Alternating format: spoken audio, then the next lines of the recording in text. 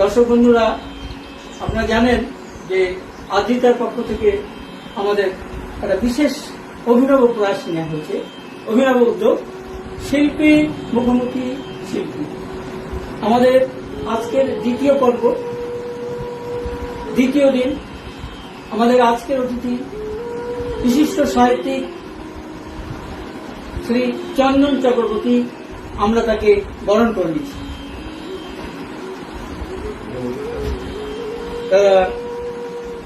আমাদের আদ্রিতার পক্ষ থেকে তোমাকে আমরা বরণ করে দিচ্ছি। উত্তরীয় পড়িয়ে আমরা আমাদের প্রিয় দাদা, প্রিয় কথা সাহিত্যিক, প্রিয় মানুষকে আমরা বরণ করে নিলাম। আপনারা সঙ্গে থাকুন, যেভাবে আগে আছেন ঠিক একইভাবে। ধন্যবাদ দর্শক বন্ধু। আমরা আমাদের আদ্রিতা পরিবারের পক্ষ থেকে একটা অধ্যাত্ম জীবনের বই দাদার হাতে তুলে দিচ্ছি। থ্যাংক ইউ দাদা, তুমি এসেছো, তোমাকে অনেক ধন্যবাদ। আমরা আমাদের একটি আদ্রিতা পরিবারের একটি বই, যার নাম শব্দের সংসার। এই হলো আমাদের সংসার। আমরা আমাদের প্রিয় সাহিত্যিক, প্রিয় দাদাকে তুলে দিচ্ছি। ধন্যবাদ দাদা। ছোট ভাই রমেশ এত ভালোবেসে আমার হাতে তুলে দিল, আমি সেই জন্য এই সুযোগে আমার দুটো বই আমি রমেশের হাতে তুলে দিচ্ছি। আপনারা নিশ্চয়ই এটাকে ভালো বলবেন, অ্যাপ্রিসিয়েট করবেন। রমেশ, এটা হচ্ছে থ্যাংক ইউ দাদা, অনেক ধন্যবাদ। এটা হচ্ছে অক্ষর মানুষ। Thank you. বিভিন্ন ধরনের গল্প আছে। আর এইটা হচ্ছে আমার শ্রেষ্ঠ গল্প। থ্যাংক ইউ দাদা। শ্রেষ্ঠ গল্প আমার শ্রেষ্ঠ ভাইকে তুলে দিয়ে আমি যথেষ্ট আনন্দিত এবং আমার খুব ভালো লাগছে। দাদা অনেক ধন্যবাদ। দাদা বসো, অনেক ধন্যবাদ। আমি তোমাকে যতটা জানি, একটু আমি তার আগে একটা বলি, সবকিছু কথাবার্তার আগে একটা তোমার সঙ্গীত দিয়ে কি শুরু হতে পারে না? বেশ স্যার, একটু থ্যাংক ইউ। কারণ আমরা কবিতা উৎসবে যাই বা আমরা কবিতে যাই, তখন একটা গান দিয়ে শুরু হয় বা একটা কবিতা দিয়ে শুরু হয়। আজকে যখন আমাদের সঙ্গীতজ্ঞ প্লাস সাহিত্যিক ঘরে এসে পৌঁছেছি, তখন তার গান দিয়ে শুরু হবে আমাদের কথাবার্তা। Thank you. চলো, আজকে মূল আকর্ষণ তুমি একটু মুখটা শোনা যায়, যেমন একটা গানের। চলো, দুঃখ নয়, আজ মাতৃদিবস, মা সামনে বসে আছেন, মাকে প্রণাম করে, তোমাদের দাদা এসছেন, দাদাকে প্রণাম করে আমি একটা গানের মুখটা শোনাই। গান ধরো রবীন্দ্রসঙ্গীত খুব ভালোবাসি ছোট থেকে, বাট আজকে আর রবীন্দ্রসঙ্গীত তার কারণে বরং একটা আমাদের আরডি বর্মনের একটা গানের একটা মুখটা শুনে চলো, একটু সামান্য শোনা যায় আপনাদের।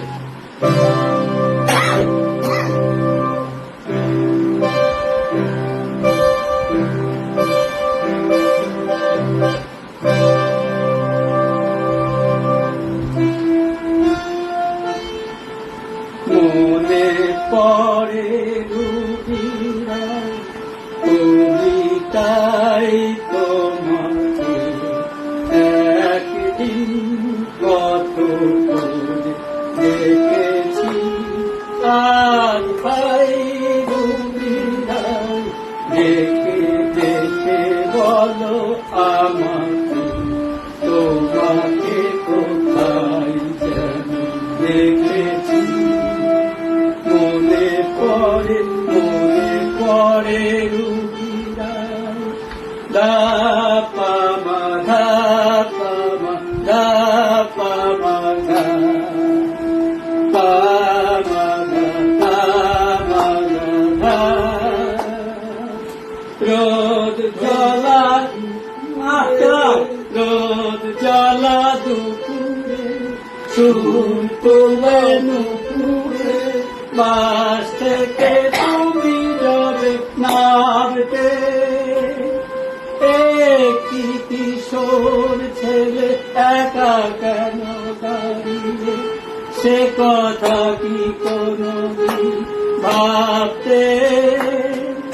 মনে পড়ে রবিরাই কবিতাই তোমাকে একদিন কত দেখেছি। আজ হায় রবি রায় ডেকে বলো আমাকে তোমাকে কোথায় জানি দেখেছি মনে পড়ে রবি রায়। আমার মনে হয় আমাদের প্রত্যেকের জীবনে কৈশোরে এরকম একজন রুবিরা এসেছে চলে যায়। আমার তো এখনো মনে পড়ে এই 7 নম্বর বাস স্ট্যান্ডে, যেখানে আমি তো চৌরাস্তায় থাকতাম আগে, চৌরাস্তায় ওইখানে তো একটি মেয়ে এরকম যেত, তখন মনে হতো যে একটু তাকাতাম। একদম দর্শক বন্ধুরা দাদা প্রাণ খুলে কথা বলছেন। হ্যাঁ, ততক্ষণ আমি দেখতাম যে কখন একটুখানি ঘাট নেড়ে তাকাবে। তখন তো মোবাইল ছিল না, যে তুমি এসব ছিল না, তখন ছিল ডিলিট করে ফ্রেম ডিলিট হয়ে গেল। তখন ছিল একটু চাউনি। কিন্তু মনে পড়ে রবি রায়, এই রবি রায় আমার যেমন মনে হচ্ছে, তার নাম আমি বলবো না ভাই, শেষ খেয়ে যাবো।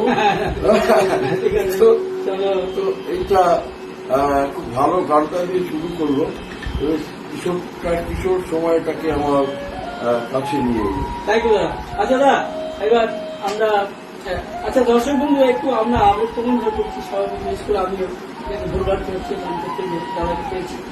আচ্ছা দাদা, তুমি যতটুকু আমি তোমার সম্পর্কে জানি সেটা হচ্ছে তুমি অ্যাকচুয়ালি একজন পুরোদস্ত একজন বিজনেসম্যান, মানে ব্যবসাদার, বিত্তবান মানুষ, অথচ তুমি নিজেকে মাটির মানুষ বলে মনে করো, মাটির দিকে চোখ রেখে তুমি কথা বলো, তোমার কোনো অহংকার নেই।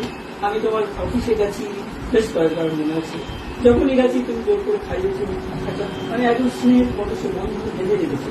এই যে তুমি একদিকে অর্থের মধ্যে রয়েছো, তোমার কারখানায় অনেকে কাজ করছেন, শ্রমিক আছে বা তোমার যারা স্টাফ আছেন, সেই সব হিসাব নিকাশ অনেকতম দেমাময় তবিলদারেরা ব্যবসা করে। তারপর তুমি পাশাপাশি লিখছো, মানে এবং তুমি লিখছো মানে তোমার লেখা আমি ভীষণভাবে ভালোবাসি, নাহলে হয়তো তোমাকে এখানে হয়তো ডাকা হতো না। আমরা তোমার কলমের পূজারী, তোমার কলমের কাছে আমরা কত জানি, কিন্তু তুমি অনেক বয়স এসে লেখা শুরু করেছো। তোমার দেখে মনে হলো না যে তুমি তোমার সম্ভবত 1950 তোমার জন্ম,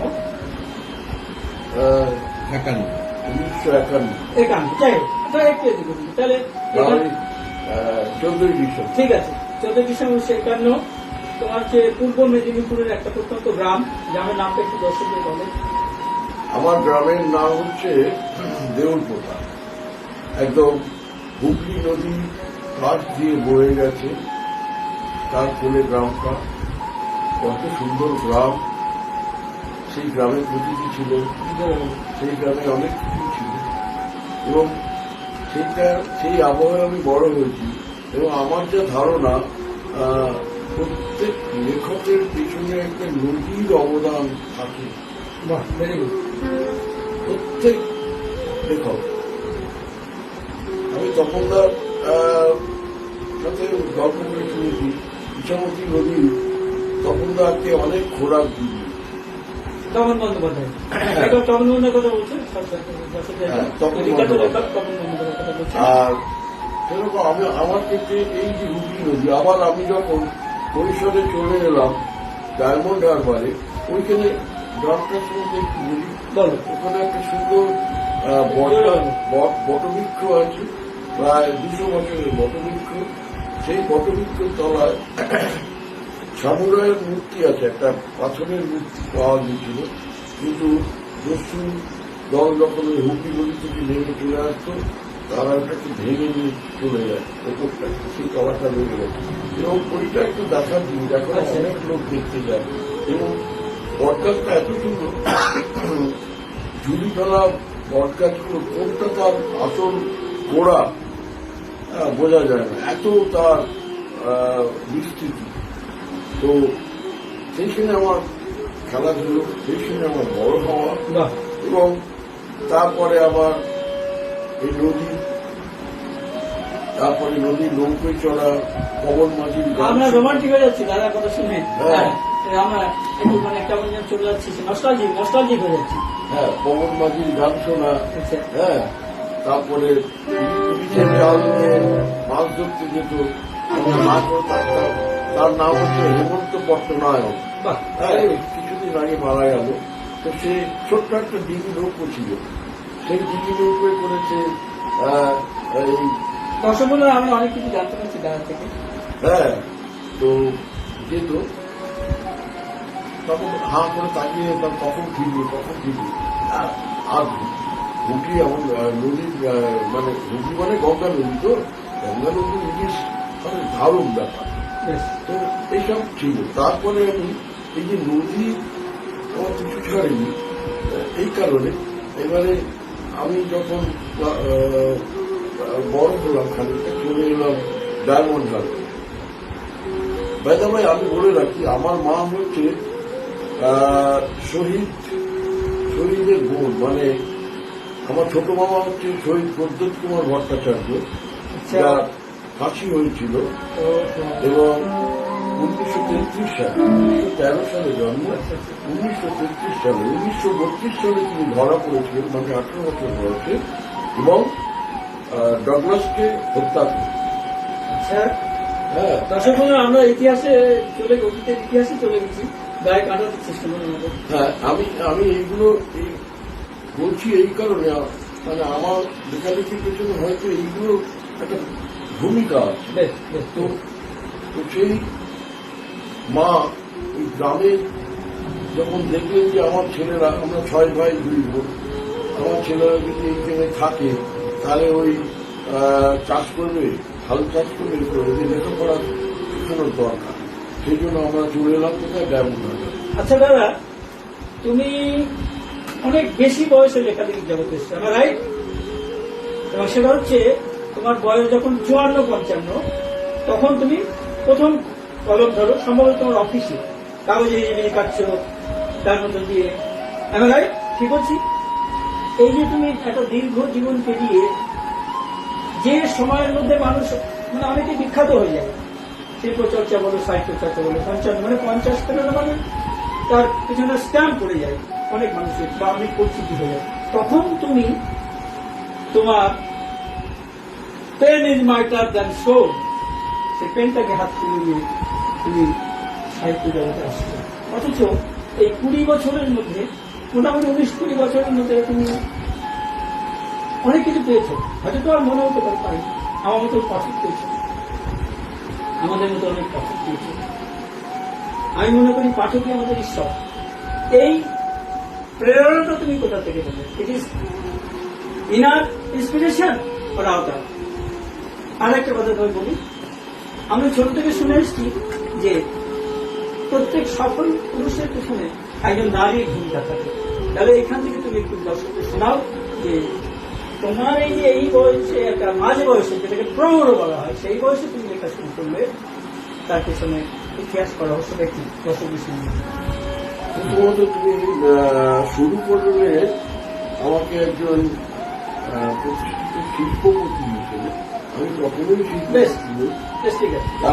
তার কারণ হচ্ছে আমার একটা ছোট কারখানা আছে, ছেলে করে খায়, মানে আমি যদি একটা রুটি খাই, তাদের হাফ রুটি দিই, আমি হাফ রুটি। এটাকে শিল্পপতি আখ্যা দিলে হয় না। তো একসময় কারখানার অবস্থাটা খুবই খারাপ,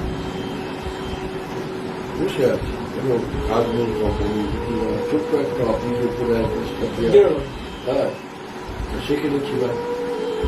প্রথমত কি করি, ব্যাগ মতো ছিল, ভালো লেখা আসছে, তার মানে আমার তো ভেতরে একটা খিদে আছে, লেখা খিদে, যেটা আমি এতদিন বুঝতে পারিনি। তবে এটাও ঠিক, আমি যখন 1973-72 সালে হলদিয়াতে ছিলাম, হলদিয়া রিফাইনারিতে কিছুদিন ছিলাম, তখন ওদের একটা ম্যাগাজিন বেরোতো। তো সেই ম্যাগাজিনে আমাকে ডাকা হয়েছিল, একটা লেখা দেয়নি, আমি কিছু লিখি না।